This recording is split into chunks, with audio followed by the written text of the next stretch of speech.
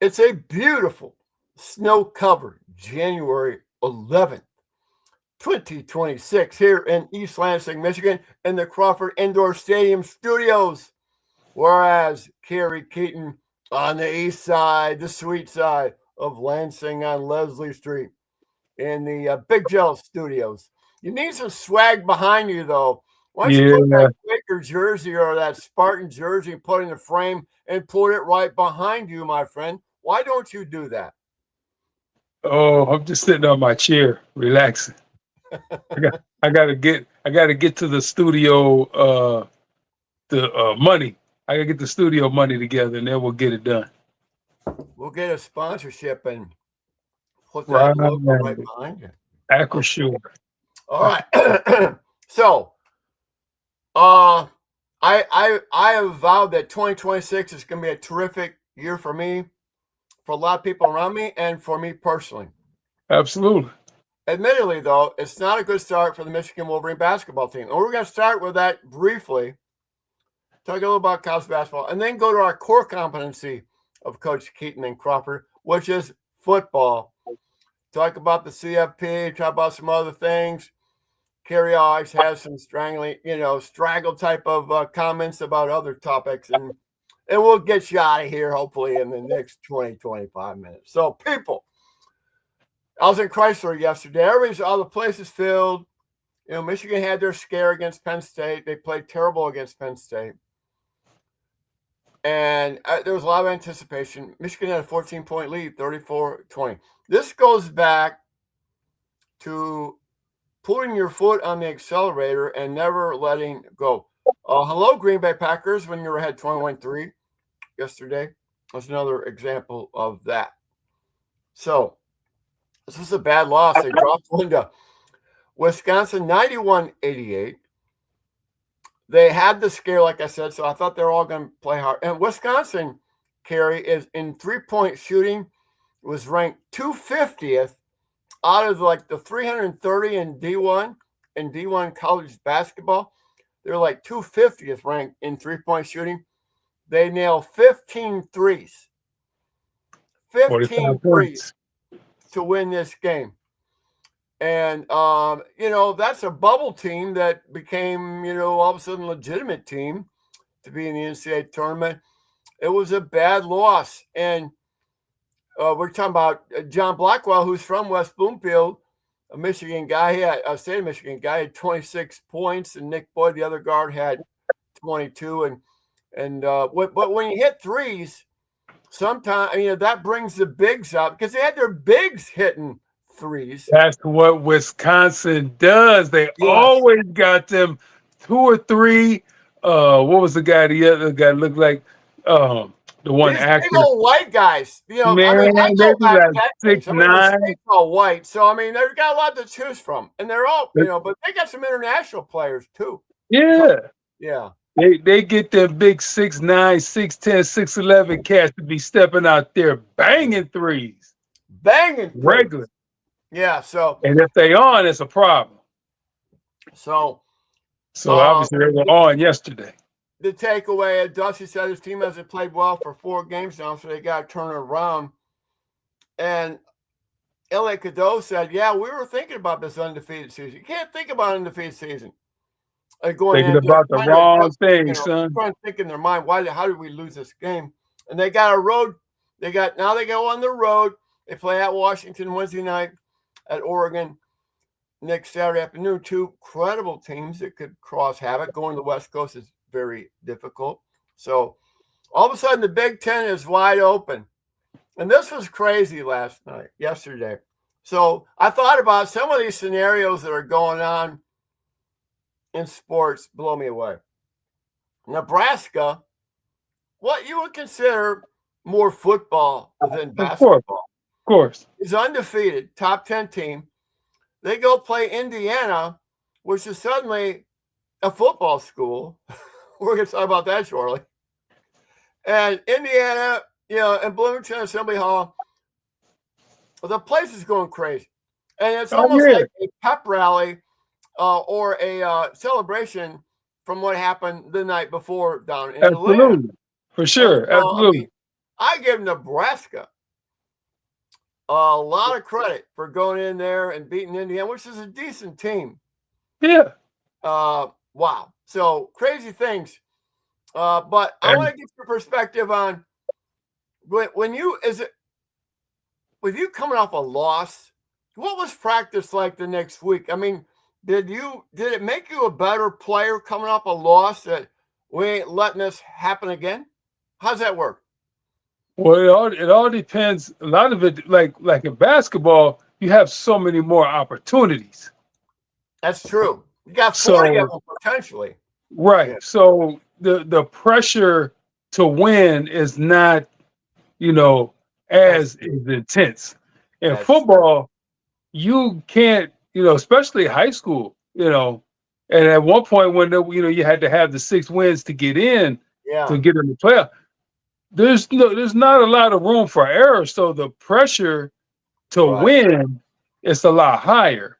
Nobody wants to lose, but I mean, it's in context to where you're at and what you're trying to do. But and then as it gets closer to the end of your seasons, nobody wants to lose because you want to be feeling good about yourself and what you're trying to do.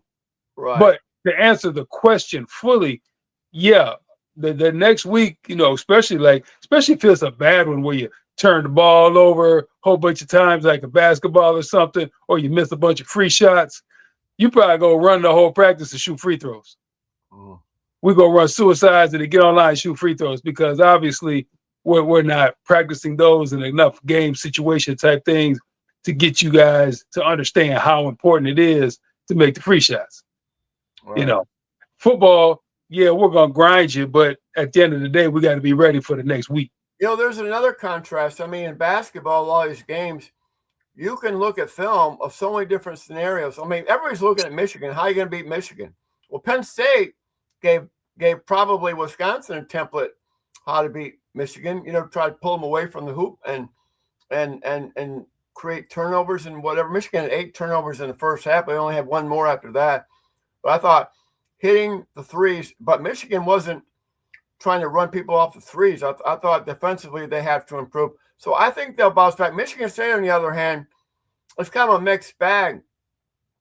They barely got by Northwestern, but they pounded USC the day before, and so I mean all these teams have their in the Big Ten. They're solid. There's 5 or 6 that could make deep runs in the NCAA tournament, maybe 4 or 5, but they all got their flaws.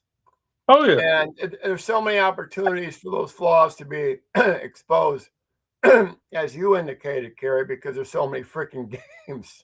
so My many God, games, and I mean, Penn State is not a bad basketball team, and they gave Michigan State all they they wanted too. did. You So are so right. You are you right. know, but the thing about basketball, environment Yeah, and the 3-point shot, yeah. that makes everybody have a chance. I You get think hot and you start banging threes, that extra point goes a long way. And then you just happen to be at home. What Wisconsin did on the road. I mean, that was amazing. in that environment, I watched a little bit. That was amazing. That's impressive. That's off the Greg Gard. One of the few Yeah, coaches still wears a coat and tie. yeah. Remember, I was trying to think about this. COVID flipped the script on the attire of the coach. Remember, because there's nobody in the gym, everybody just wore their sweats. I mean, it was different. And then once you let the genie out of the bottle, We're not who going wants to back. wear a choking tie? And It's all quarter zips and Air Jordans now, baby. like in high school basketball, all the high school coaches wore suit and tie. They all did. Back in the day, and in college, and then the NBA. But now it's anything goes. We're in a different world.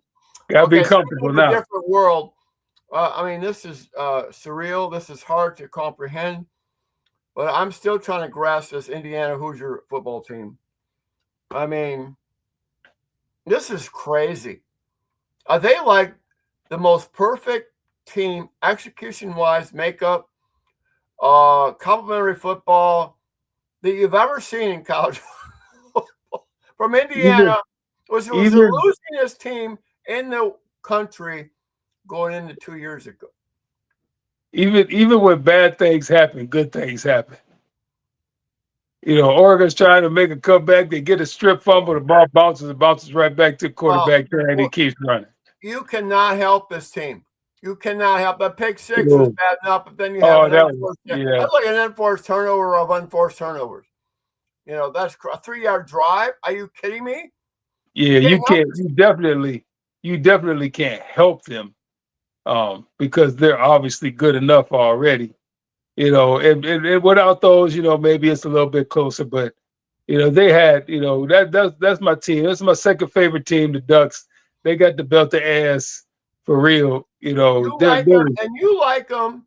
You like the Ducks because of their uniforms, and only that reason. Is that correct? I love it because the uniforms. But then I loved how I love all the when Chip Kelly was there initially. How he run the offense and the up tempo and the dive read and that kind of stuff. That was us. That's what we did at Everett. So just enjoyed that quarterback read, throw the ball quick. That's what we did. So that was always fun. But yeah, definitely the uniforms. And you like the Duck. You like the Duck driving the motorcycle out. Oh yeah. All that other bullshit. That's a great environment to go to be a part of for sure. Right. I enjoyed it. Yeah. But yeah, the Hoosiers. They just don't drop passes. No, it's they're almost like a digital team. It's almost like it's like technology enhanced. How can but this is going to be interesting in this regard. If by some crazy first of all, Hard Rock is going to be, despite the home field of the Miami Hurricanes, it will at least be 70% Indiana fans in there. They will buy their way in, whatever it takes. And the other thing, I don't know, Tom, because Miami been hungry for this for a long time, and they ain't got to go anywhere. But they do not have. It's not a college football town. It's a pro town. It's an international town. The people don't even realize they even exist. I agree with you, but I don't agree with you, because when Miami was making a run, when we played them in '87, when it was the U and Michael Irvin and his ignorant self, they were more important than the Dolphins. Well, okay, I get so what? Okay, so let me crop my comment a little bit. They're like USC. When USC wins, all of a sudden, all the beautiful people come out and be in the sidelines, and the Coliseum is filled up automatically. Exactly. Right? And that's where Hard Rock's going to be. The U in Miami and Coral Gables and that whole area of South Florida is the same way. It's the same way. It's going to be. Come out and grow. And you know what? They got freaking money, because I'm a lot of money. I'm hearing, kind of corner seats, $2,000 to $3,000 a single. The demand is going to be at Super Bowl level. That stadium only seats 65,000. It's going to be huge demand. That's going to be a crazy game. But let me say this. I want your opinion on it. Miami's got to play mistake-free football, period. Non-negotiable. But if they play mistake-free football, they got more than a shot of beating Indiana. Would you agree? Oh, no question. But the problem with Miami, though, is, are they going to have enough of good bodies? They got so many guys got hurt and got dinged up in that game. Well, I think that's the guy with the whack targeting call is going to miss the first half, so that's bad. I got to see the injury report on Thursday, Friday, to see who's eligible to play, because they had a lot of top guys go down. No, I understand that. The other thing is, though, if they get that running game going, See, everything's about the run to me because Oh yeah, it's a foundation builder. If they can run the ball in Indiana, they got shot. And then revert because of this. Indiana's defensive rotation, personnel wise, they only use 13 guys. 13 guys. but they That's ain't out there long. well, I understand that, but come That's on, it. Kerry, that's crazy. You Oh only yeah, have 13 guys you rotate in. That could be problematic for the Hoosiers. no question. If somebody's running the ball at you and making you stay on the field and you're getting There you tired, go. if they're getting off the field like they are, getting pick sixes and getting up, points, Yep. that makes life so much easier for you. And that's, and if you think about it, the only time that's happened was Penn State. And Penn State ran the ball on them and Yep. made them tired. And, but then, Mendoza bailed them out with the wide receiver at the end. But they could do it. Miami definitely, obviously Miami do it. They got great athletes. Let me ask Number you this 10, question. Yeah, I mean, I thought Tony's going to be huge. He's going to have to go off again right. for them to have a chance. Okay, let me ask you this question. I'm curious to know. Because I thought that Friday night or that Thursday night game between Ole Miss and Miami Great was game. one of the more entertaining games I Great watched game. in Great a football. long time. Trinidad was amazing. Okay, Oh, my awesome question to football you game. is this: now they would bring a lot of fans, but do you think Ole Miss would have had a better shot of beating Indiana, or do you think Miami is that team that has the best shot of beating Indiana?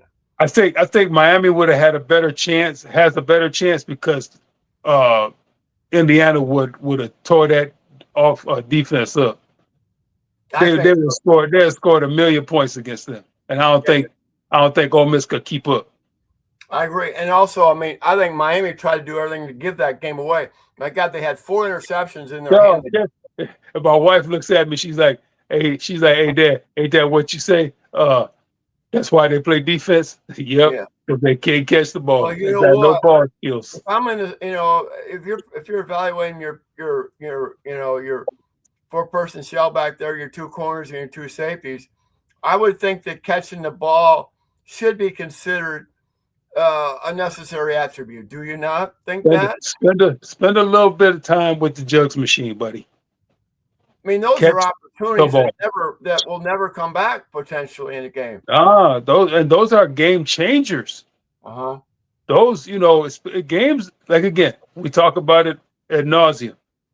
Winning a football game is arguably one of the hardest things to Oh do. yeah.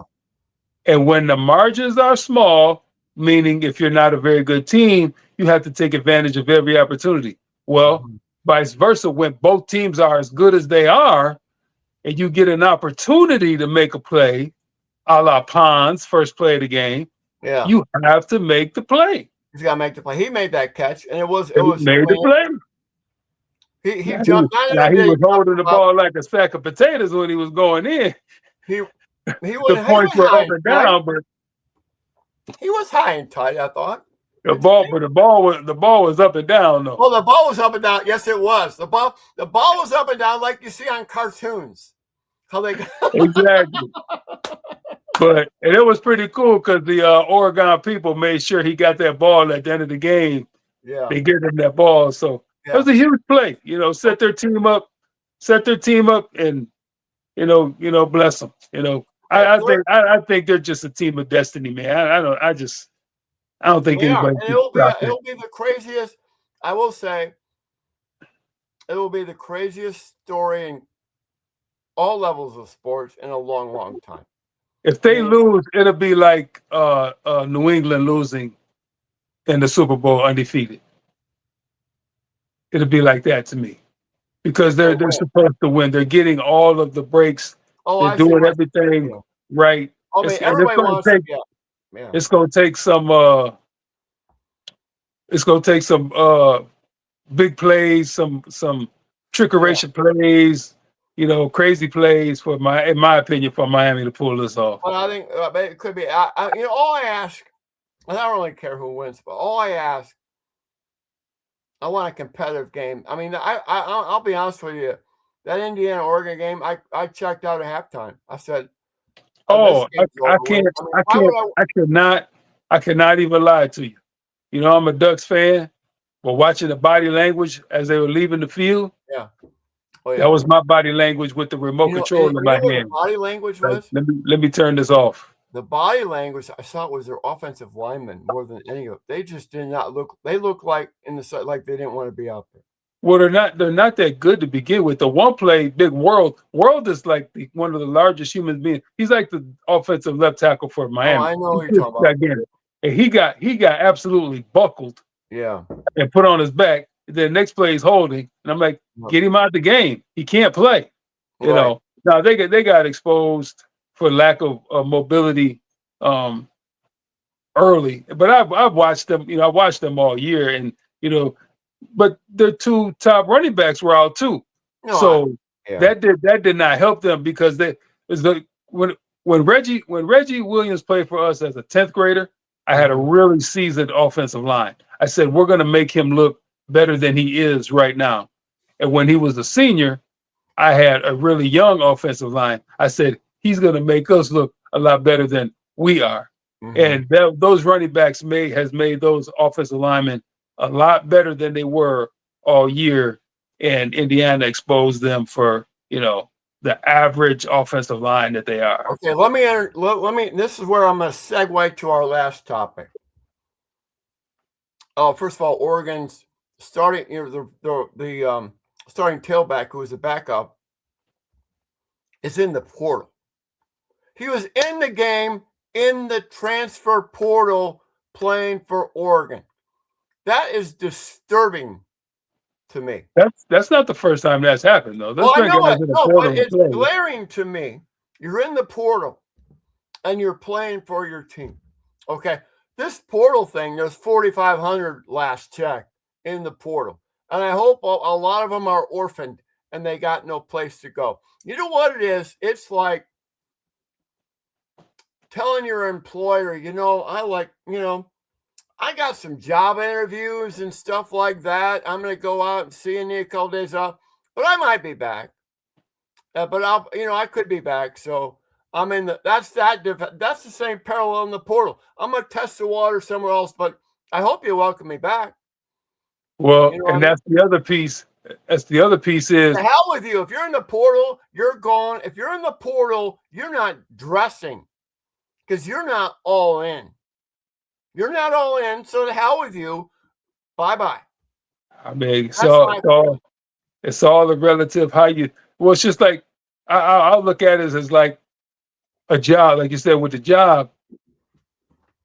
I wouldn't get into the portal unless I had already had my people do the work and have me another spot signed up, ready to go.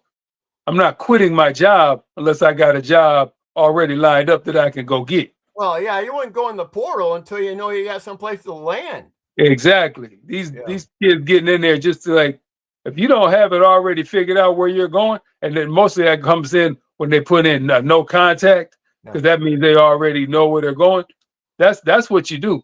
Other than that, it's a crapshoot, and you're gonna end up not not happy. But real quick though, two things about the Ole Miss Miami game. Mm-hmm. First and foremost, the referees, they were not that good. They weren't that bad, but they were not that good. They missed the huge false start on the 3rd and 10. That's true.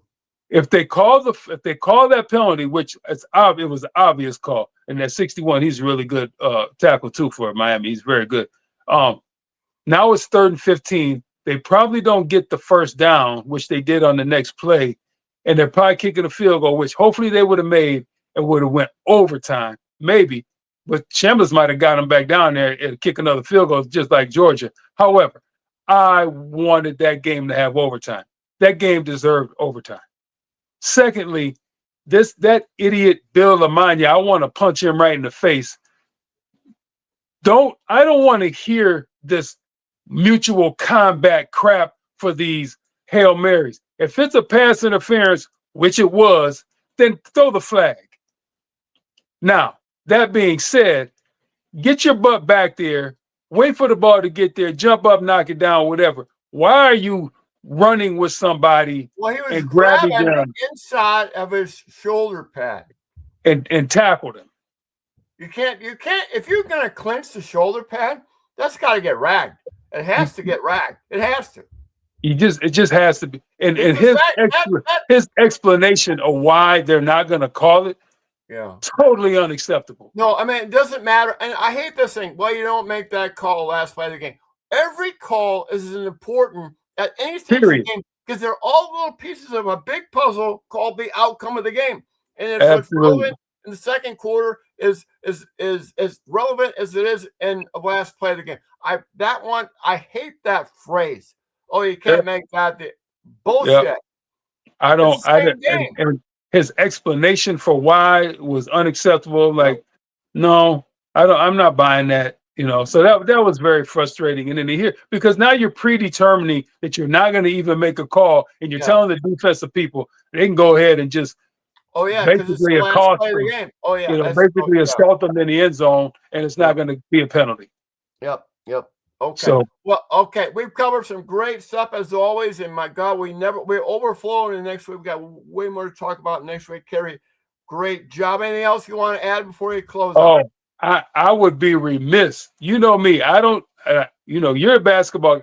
I've sat in the gym enough to watch a bazillion basketball games in my life, and I get it. But last night, because I refused to watch the stupid football on the Prime videos, I'm just not going to watch that. No, I got it. What I watched last night, that young man, KJ Torbert, put on a show. 39 points. At East Kentwood. 3-pointers, drive it to the basket, layups, dunks, floaters, drive dish to his teammates. That was one of the most impressive basketball games for a high school kid I've ever seen in my life. That was special. And in that environment, which was, it was a lot of everybody, but it was a lot of Rockford because it's right down the street. It was nice to see. I saw a lot of my Waverly kids there, and a lot of 517 love, for East Lansing down there supporting them. That was a special performance in that environment. 1 against 2. In the state, and also East Lansing 18th in the country. Rockford, I think, was 50th in the country. 50th, but that's pretty impressive. Yeah, and they got big guy. They got big guy Rockford. They'll East Lansing will figure it out. He caused them some problems. He just big fella. I think he's going to Central. He's not that player. They'll play them probably in the Final Four at Breslin, I would think. I think, well, unless they change some things, they probably see them in the quarters. Okay, is that it? It depends on what MHSA does with the numbers and puts the regions, whoever or wherever, probably quarters. I wish they'd see the hopefully whole it would be at the Don, so it could have a lot of people there. If they make it. They got to get through districts at Waverly first. So yeah, I don't think that'll be a problem myself, quite frankly. If things hold true, see, because like I said before, the first game I would have definitely, if I was East Lansing, I would have played it at Don Johnson Fieldhouse because I try to make as much money as I can. But that means you got to do some forethought and some planning, which doesn't really happen over there too much. But the second game, Waverly, if I was Waverly, I would be looking to, Waverly got keep. We had another bad loss the other day, but they're still a really good team, and if they're making buckets, they're a problem. So the second game, I would, if available, I would try to move it to the Fieldhouse, just so I could capitalize and make as much money as I could as an athletic program. The districts, however, they don't get any of that money except concession stand. So we're playing at Waverly. We're not moving there because we're not gonna make any money. All right. So we're gonna play at Waverly in the hot box. It's gonna be jam packed. If they both make it there, it should be a great environment. We will. All right. Well, as you always end it, go green and go blue. Until see you next week here on Coach Keyton Crawford here on the Crawford Podcasting Network.